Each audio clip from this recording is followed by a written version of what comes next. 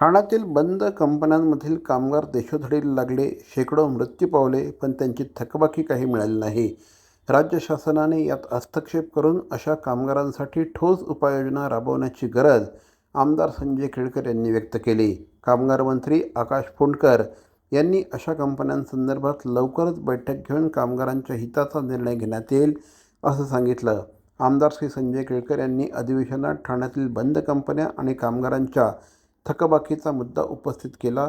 ठाण्यातील मफतलाल कंपनी बंद पडली, त्यातील शेकडो कामगार देशोधडीला लागले, मृत्यू पावले, पण त्यांची थकबाकी मिळाली नाही. याकडे देखील त्यांनी लक्ष वेधलं.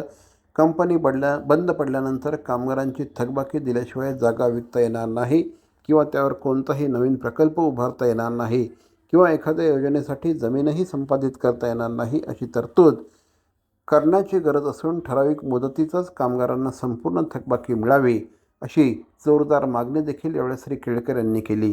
आता मफतलाल कंपनीची हजारो कामगार मृत झाले, परंतु अजून पण त्याची थकबाकी मिळालेली नाही. इंडियन रबर कंपनी आहे, या इंडियन रबर कंपनीची जागा देखील त्यांनी विकली दुसऱ्याला.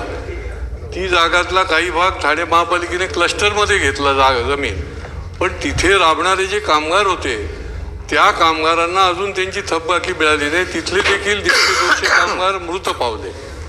तर हे जे काही आहे थकबाकी न मिळण्याचं प्रकरण अनेक वर्ष, म्हणजे लोक वाट बघून बघून मृत देखील पावतात. तर याच्या संबंधी शासनाने त्याच्यामध्ये काही हस्तक्षेप करण्याची गरज आहे. त्याच्यासंबंधी काही योजना बनवायची गरज आहे की तुम्ही जमीन विकू शकणार नाही, अमुक करू शकणार नाही.